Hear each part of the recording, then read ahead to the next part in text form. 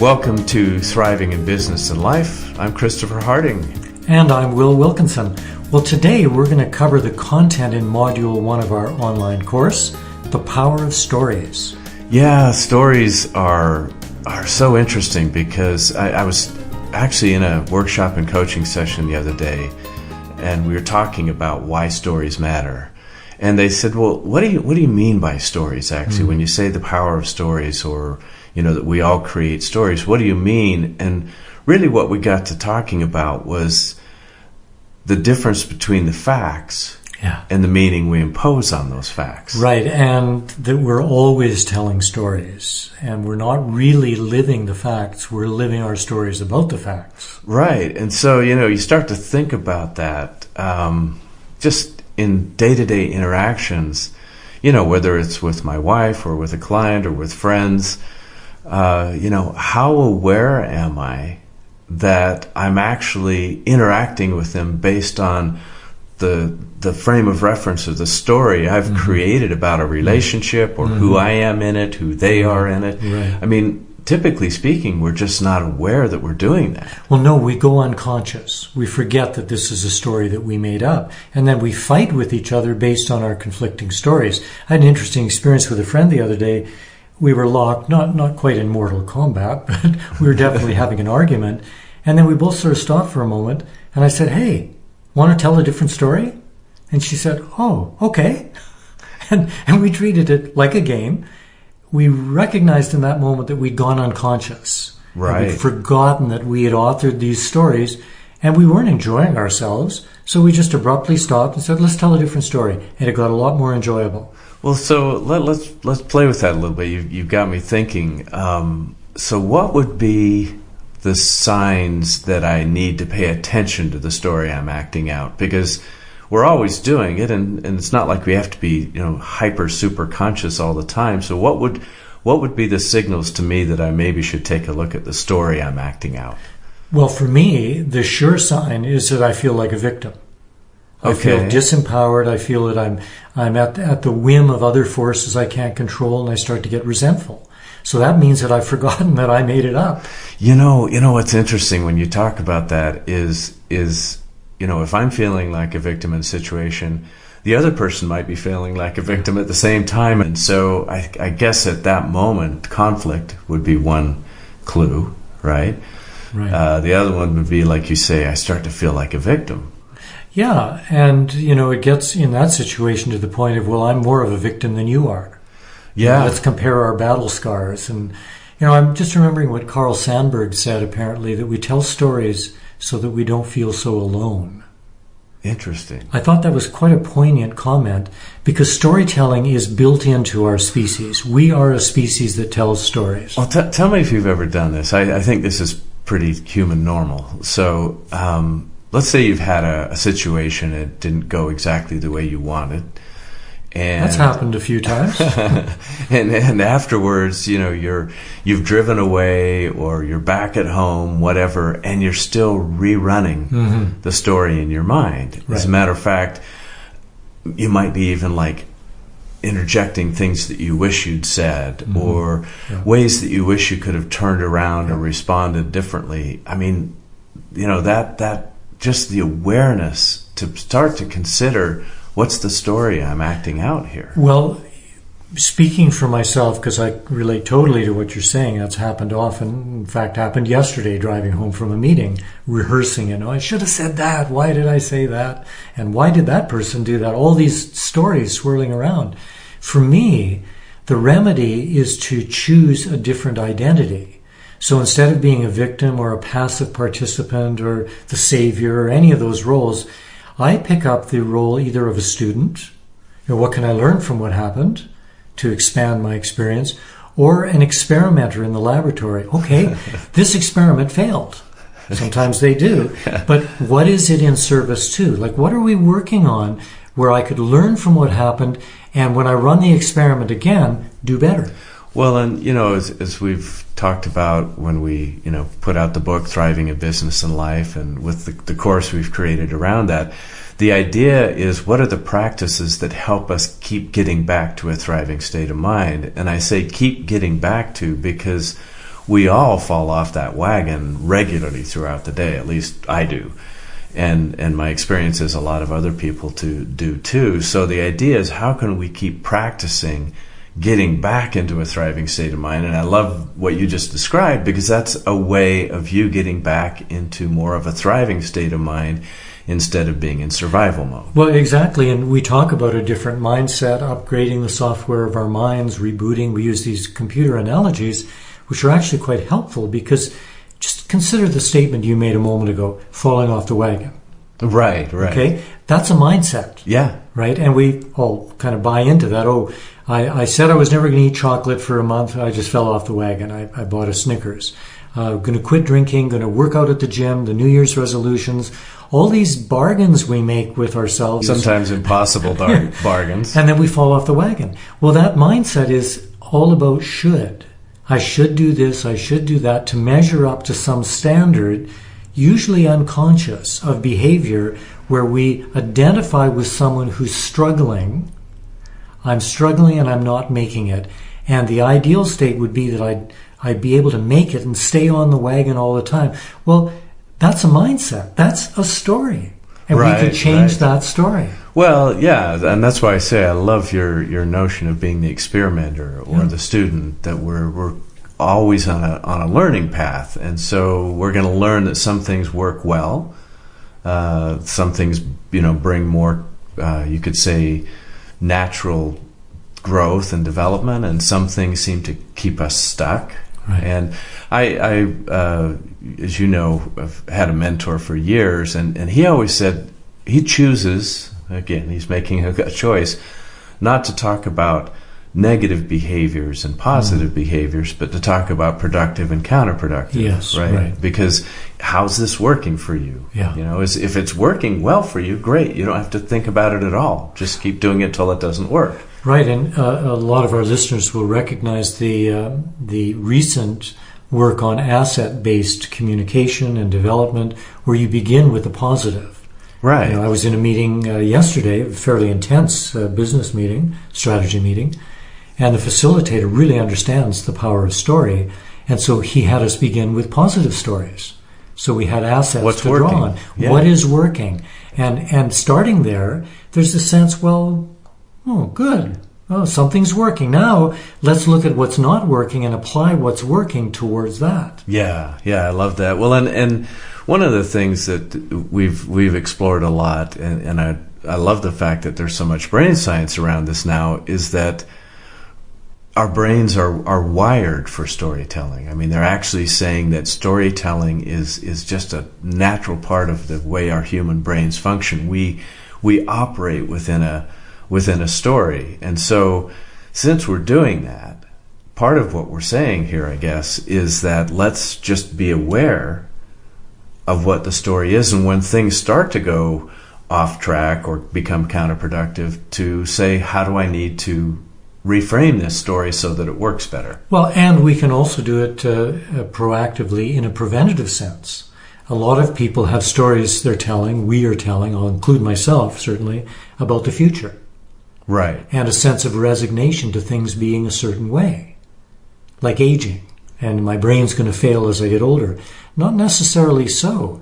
More and more research is discovering that brains, for instance, can actually improve even as you get older, neuroplasticity. Right. So we can also examine, not waiting for a crisis that is in our face, we got to change the story, but kind of reflect on the stories that are built in. Like in this meeting I was in yesterday, one of the participants trotted out a story relative to a project we're working on.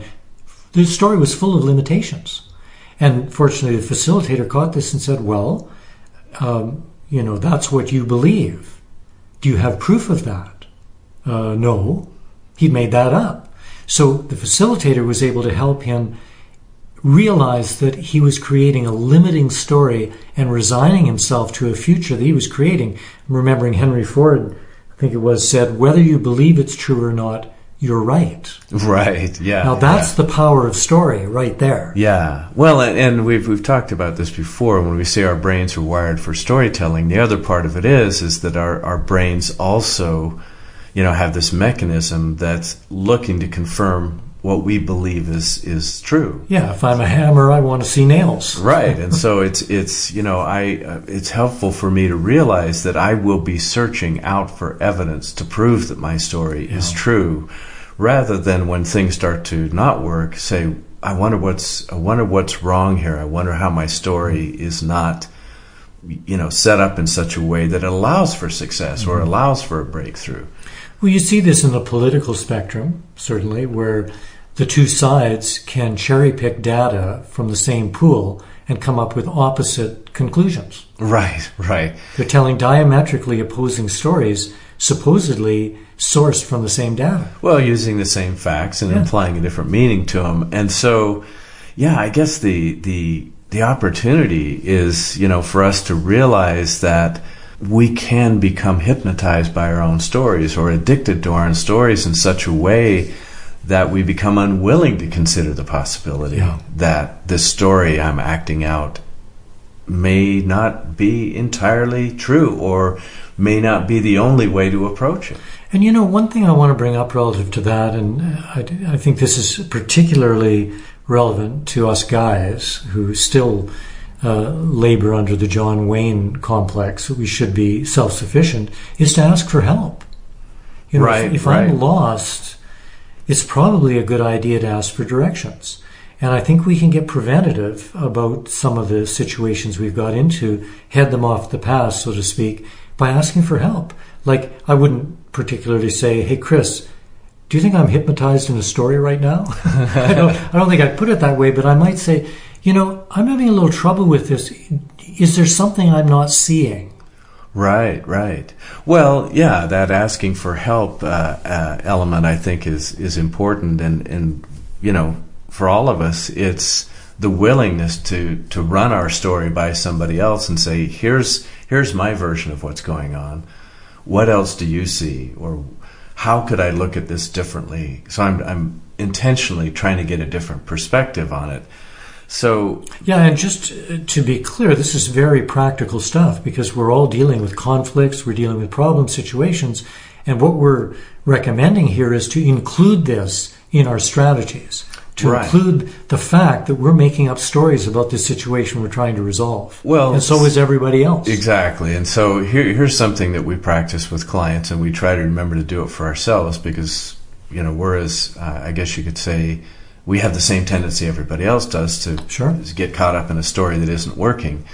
And so when we're working with a client, it would be a lot of times, okay, they're looking at a result, they're not happy with that result. Yeah. And so, we identify that, and then we say, well, so what was your mindset or story about the situation to begin with? Right. What led you to take the actions you took that eventually led to this outcome you're not happy with? Okay, so totally agreed. And we just kind of leapt over the usual tendency, which is to examine behaviors.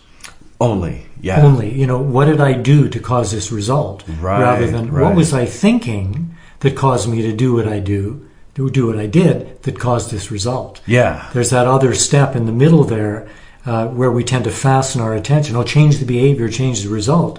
But as we say in our course, we've got to change our mindset. Right, and that's something I learned well from Bill Guillory, his whole mindset model of what's your attitude about the situation, what's your belief about it, what as we say, what's your story about it, and then, as you said, how's that leading me to act? Because if I change my behavior only and I'm still thinking the same thing, it's probably not going to work very well for very long, at least. Well, it's not, and we're also going to get into defensiveness. One of the modules, or one of the elements in Module 1 of our course on the power of story is the fact that we have a habit of lying. That may seem a little harsh, but whether it's a fish story or a slight exaggeration or forgetting what happened, we have a tendency to support our stories with fabrications. And we all know the experience of suddenly feeling like we're backed into the corner. We said something, it wasn't entirely true, we get challenged on it, and now, what do? Well, do we admit or do we fortify? I'll give you an example of this. So I was getting some coaching some years back, and I had a boss that I interacted with that for me he was really challenging. I felt he was unfair. I had a whole story going about him. Sure. And I was the victim, of course, in that story. And I was gonna rectify this not by creating a real amicable relationship, but by basically overpowering him, right? Quite a strategy. Yeah, it wasn't so effective. But what ended up, the coaching I got was, initially, to look at my mindset and what behavior was that leading to. And I quickly forgot that first part. And so I just started doing the things that I'd been told to do that would improve the situation. And when he didn't immediately respond, because I hadn't changed my mindset, I went, see, I even changed my behavior and he's still being the same person, because I hadn't been willing to alter the story. And it wasn't until my coach really called me on it and said, no, you've got to really go in there and act as if he's your ally. Act as if he's essential to your success. How would you behave towards somebody who's an ally? Wow, what a great point. So, in other words, until we change the mindset, we can change behaviors and we're not going to change the results. It's not long term. Yeah, it becomes difficult, right? Yeah. And that's, I think, how do you change it? Just to interject, because I'm excited about the point you made. In that example, because you didn't change your mindset, you were still looking for proof that you were right.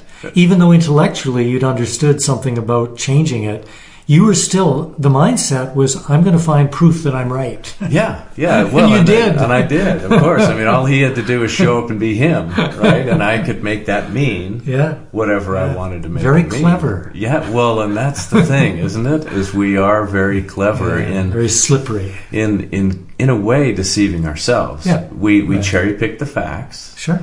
We apply meaning to them to confirm what we already believe to be the case, and contrary evidence we kind of set aside, or that was an aberration. They're not really like that. If it's something good, and I'm thinking there's something bad.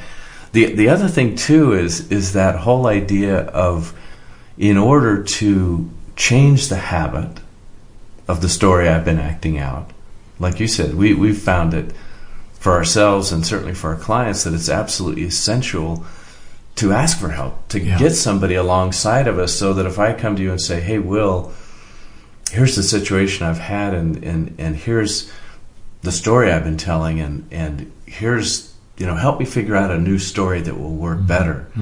And, we do that, and then I ask you, and maybe you even volunteer to say, hey, let me check in with you in a week and see how it's going. That process right there, simple as that is, has me start to become more conscious of whether I'm reverting back to the old story or whether I'm in the process of really acting out the new one. Well, and why that works is because we are communal creatures. We're meant to be on teams. We're meant to work together in community. And when we extract ourselves and get into the Lone Ranger complex, then we've got to develop a whole arsenal of defenses and strategies to bolster ourselves up, because that's an unnatural way to live.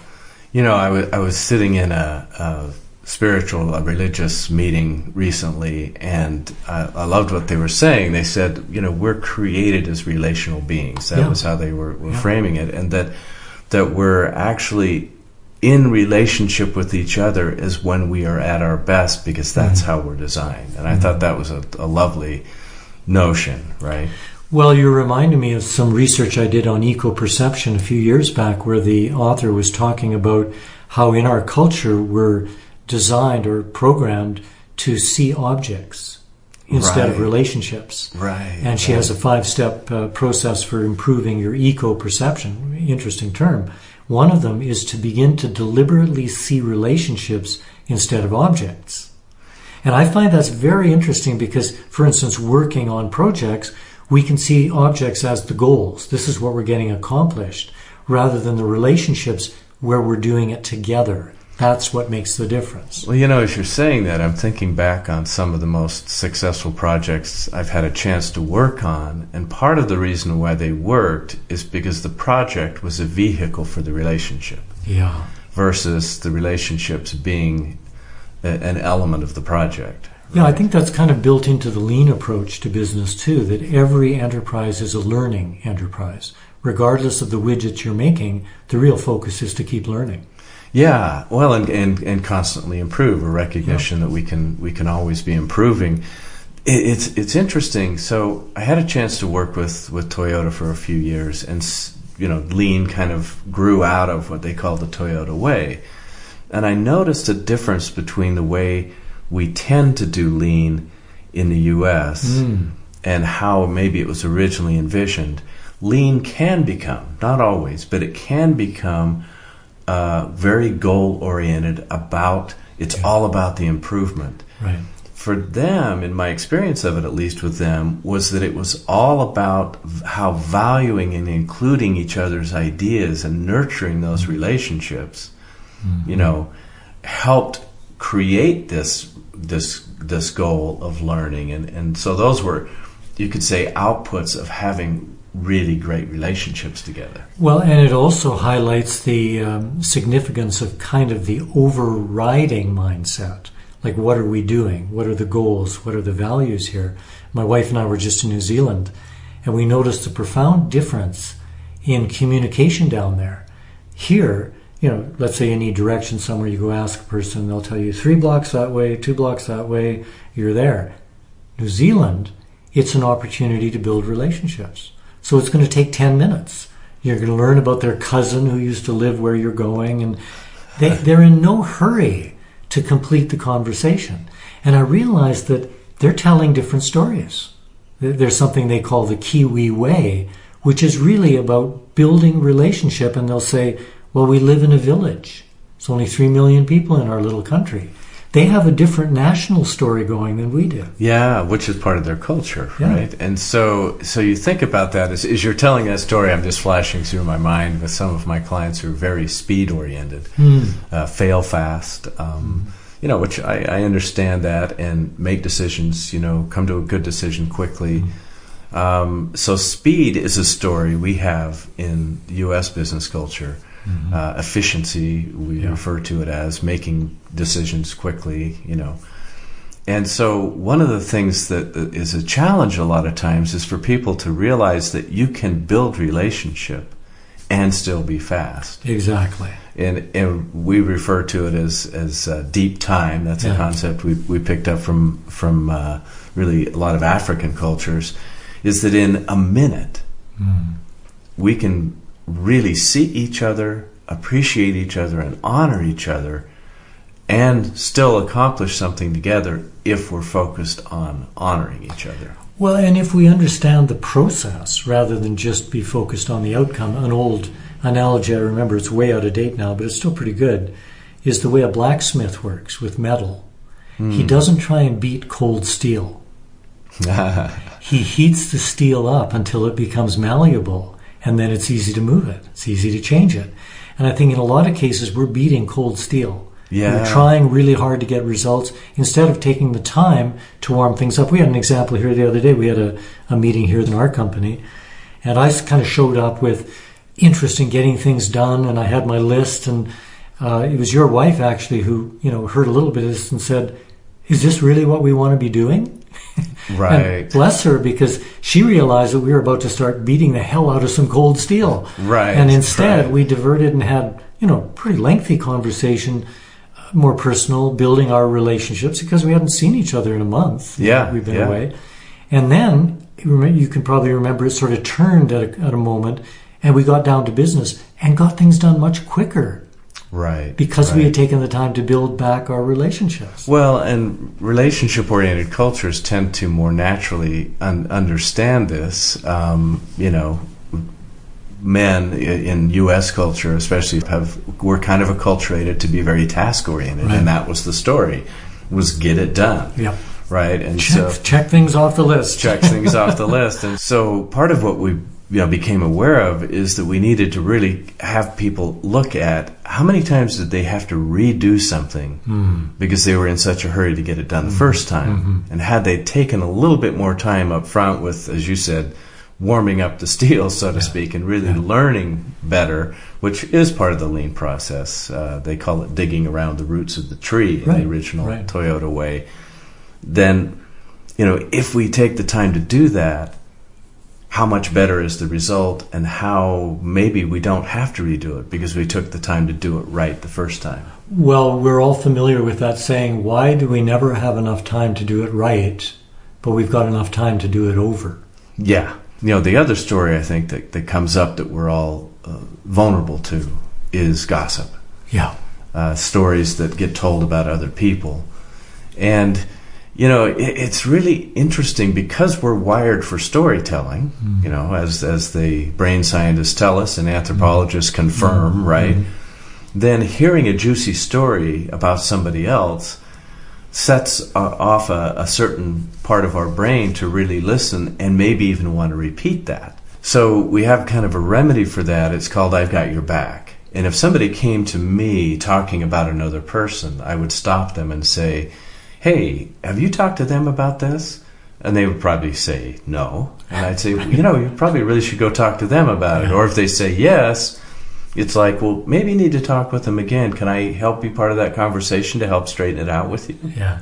I had an image come up a moment or two ago as we were talking here of how we all use remote controls. We change channels. Right. What would it be like if we could never change channels? If you just only could watch that one program. So when we talk about stories and changing stories, it's kind of like, well, don't be afraid to use your remote. Yeah. Change the channel. Change the channel.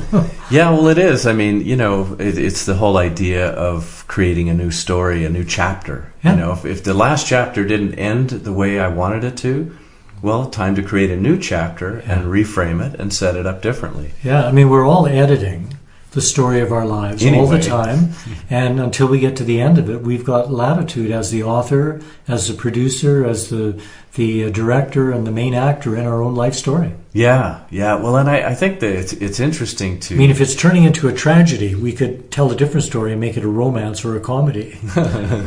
Yeah, and that probably takes some help in having somebody help us really stay with that. So, hey, do we want to give our listeners a little homework here? Sometimes we like to give them a little task, something to do. We've been talking about the power of story here. What's something that our listeners could do this week before our next podcast relative to this theme? Well, so let's just take something that we try to do regularly ourselves with varying degrees of success.